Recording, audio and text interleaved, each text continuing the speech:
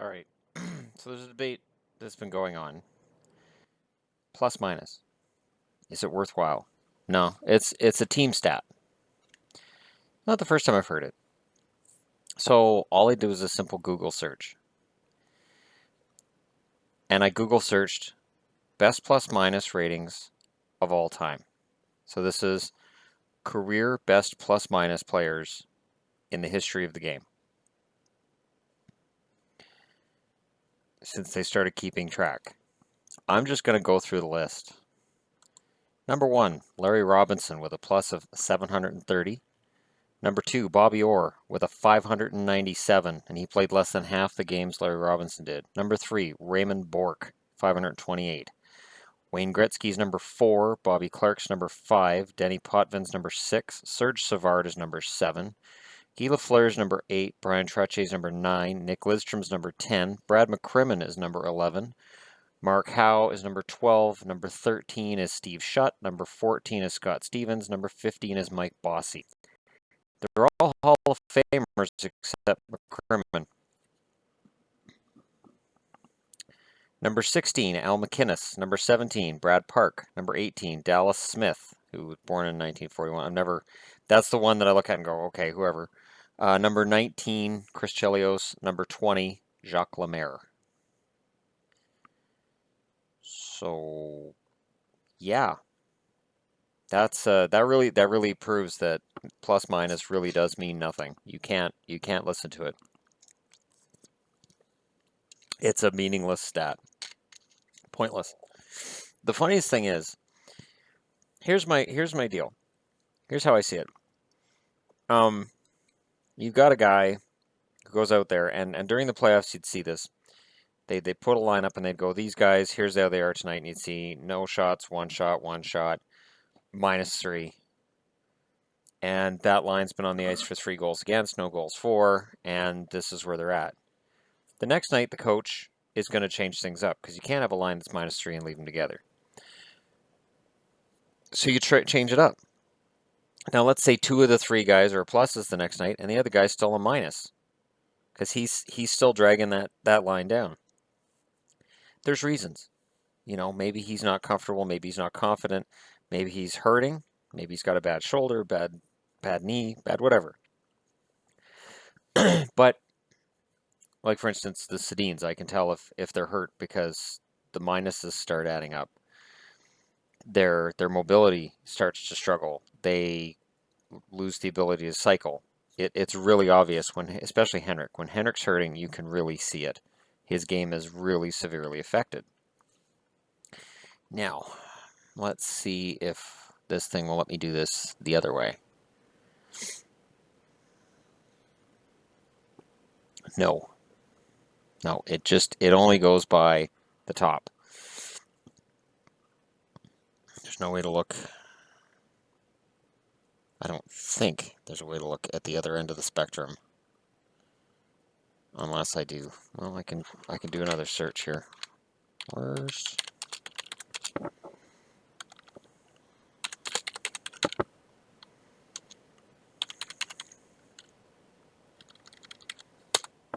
there is a way to do that. All right.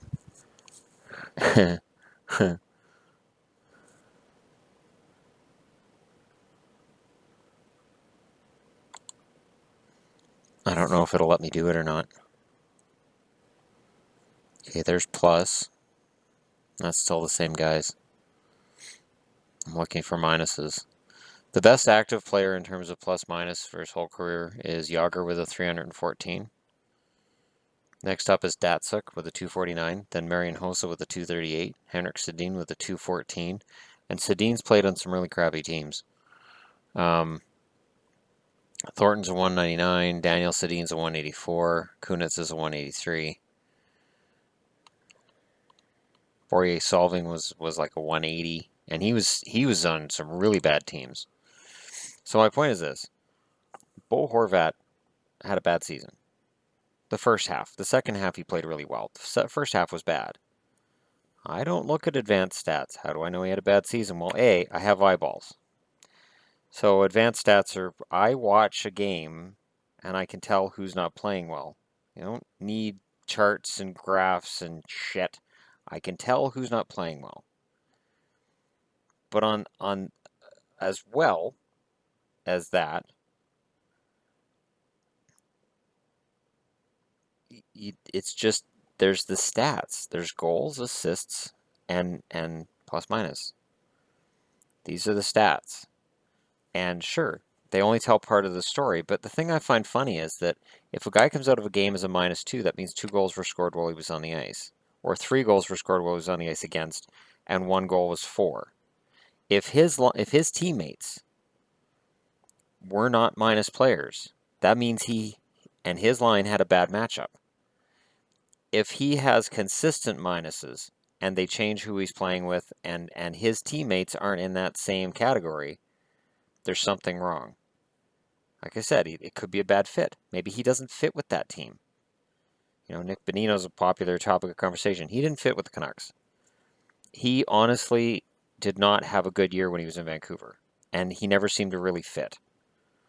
He had a really good start to the season, and then he faded quickly, and by the end of the year, he was visible. Playoffs, he was completely invisible in Vancouver. So when he got traded, it wasn't such a big deal. The big deal to me is Benning thinking that Brandon Sutter's a number two centerman. To me, it's Jordan Staal all over again. Not Jared Staal. Jared Staal isn't even in the NHL. But it's the same thing. But that's not the discussion here. What I'm saying is simple. Plus minus matters. And when you've got that many Hall of Famers who have the top plus minus of all time, you know, you can go, well, they played on great teams. Well, then why aren't all their teammates in there? Why isn't every Oiler from the 80s in that top 20? Why is it only the big star Gretzky? Where's Curry? Where's Messier? Gretzky was damn good defensively. I have never been more scared of anybody with the puck shorthanded than Wayne Gretzky. The Oilers are the reason that offsetting minors, which is where you get a 4-on-4 for offsetting minors, they did away with that during the Gretzky era because they made 4-on-4s happen. They loved 4-on-4s. They played better 4-on-4 than they did 5-on-5. So the NHL looked and went, we better change the rules because the Oilers are killing everybody at 4-on-4. So when it's you get a slashing penalty, you get a hooking penalty, they're offsetting, it's still 5-on-5. That was done for the Oilers. If you get a shorthanded goal, it's a plus. It's a minus for the guys on the power play. If you score on the power play, it doesn't count to plus minus at all. It's not a dead stat. It's a dead stat if that's what you look at in general.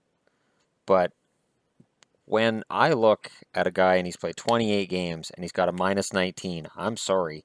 He is not a good player on that team. Might be a good player somewhere else, but on that team, he is not meshing. He's not meshing with his line mates. It's a bad fit. Everything doesn't work. So that's it for me on the whole topic of plus minus. Conversation came up as well. Somebody made a comment about, oh, you know, your videos edit.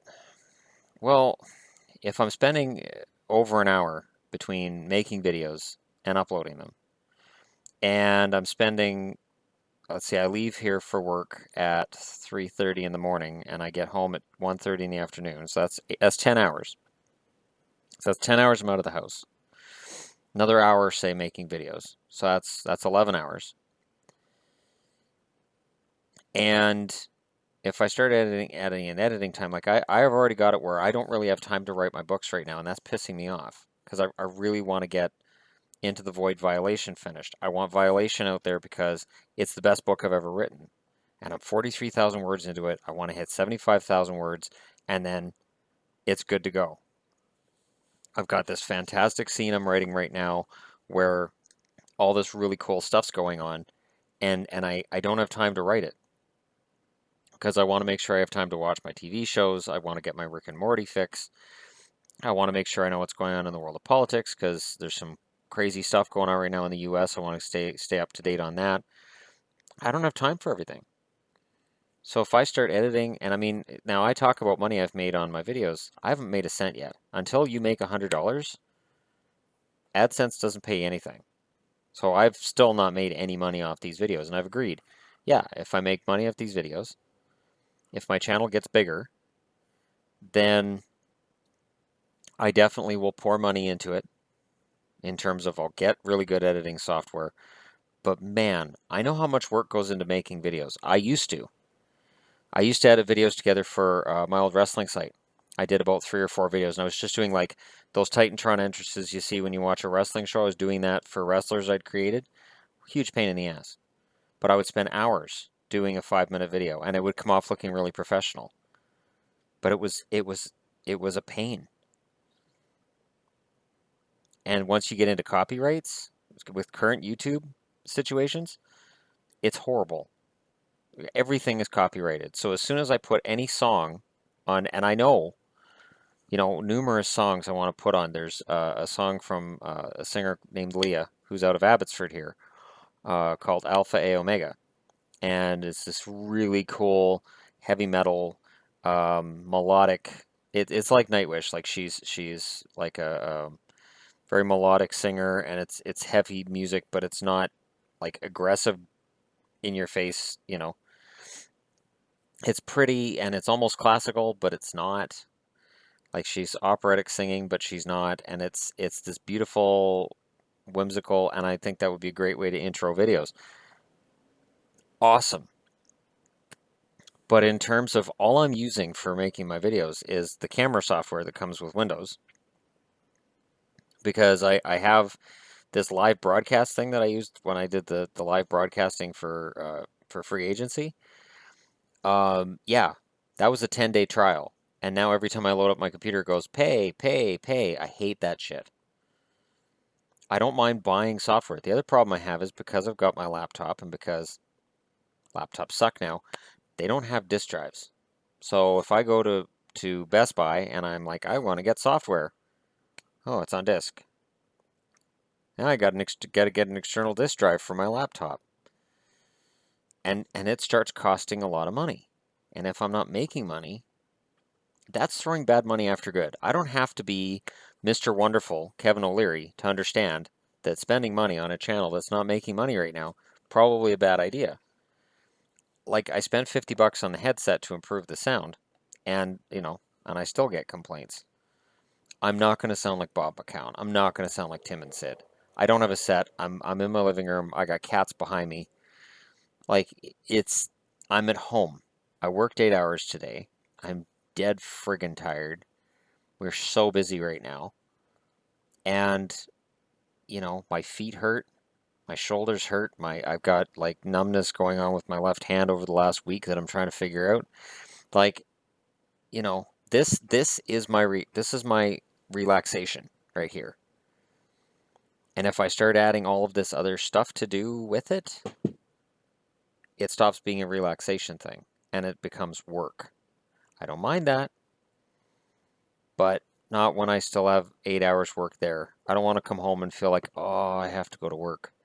Because what's going to happen is the number of videos I upload is going to drop like a rock. And it'll alienate people. Like, yeah, I mean, if I change the way I do videos for, certain vocal minorities, I'm going to alienate other people who enjoy my videos now. So it's not a win-win situation here. It's a loss situation, no matter what. I totally understand why a person would say, well, I'm not going to watch those. Okay, fine. But for those who stick around and watch my videos, cool. Do I claim that I know everything? No. But I've been watching hockey for, over 30 years. I know what I like and I know what I don't. I know what kind of players I like and which kind I don't. And I don't need a bunch of charts and graphs and whatever else advanced stats. If you're into the advanced stats, awesome. I really couldn't care less. I honestly, Corsi, I kind of pay attention to Corsi, sort of, kind of. But the numbers with Corsi are so minor. It's such a minor difference between the good Corsi and the bad Corsi. I'm like, you know what? This is really splitting hairs, and it's overcomplicating hockey. And it's trying to make hockey into baseball. And hockey is not as complicated as baseball, because baseball, it is one person and one person. It is a batter and a pitcher, And hockey, it's 5-on-5 with goalies. And any of those people can affect your game. Whereas in baseball, they don't. They really don't. A manager can make a difference, and I guess if you're pissed off with where you're at, you might strike out more and your batting average might go down. But in general, those are not advanced stats either. So, you know, I have Moneyball. I enjoy the movie Moneyball. And we had a GM here in Vancouver that tried to play Moneyball with our players. Tried to look at those hidden stats and get the little hidden gems. And we ended up with Yannick Weber and Kyle Wellwood. It didn't work out so well. And he's out of work. If you want him, Mike Gillis is available for work. So it's it's one of those things. It's just part of the soup that makes up hockey. And people are making the soup taste bad, and I want them to stop. I'm never going to stop watching hockey, but I'm not going to start going through all these graphs and charts. It's like, again, it feels like work. It's like I go online and I'm like, okay, goals, assists, points, plus minus, giveaways, takeaways, hits. Hits are because it's a subjective stat. So if you and I are the stat takers for the night, I might watch a play and go, that was a good hit. You might watch that play and go, that was a collision. I gave the guy a hit, you didn't.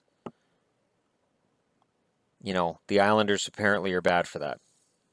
That the stat guy in New York will give Islanders players tons of hits. So they always have top guys with hits in the entire NHL because they get a rather generous spotting in terms of what is or isn't a hit compared to other cities in the NHL.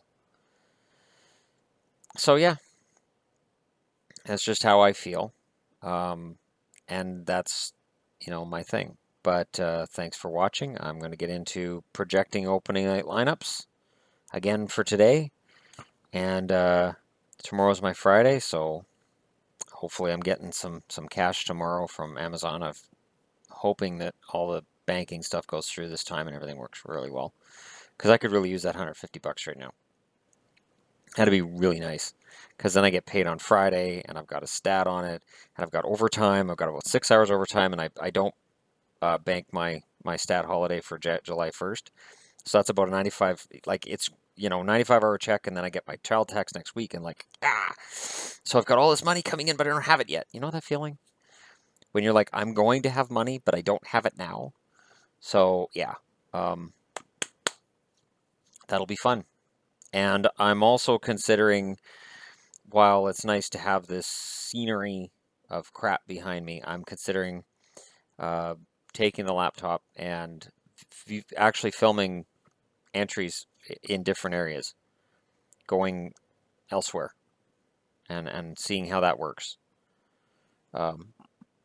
It'd have to be sort of a private-ish kind of thing. I mean, because it's going to look weird to the general public that a guy's out with his headset and laptop to record video. It's like, it would just look strange.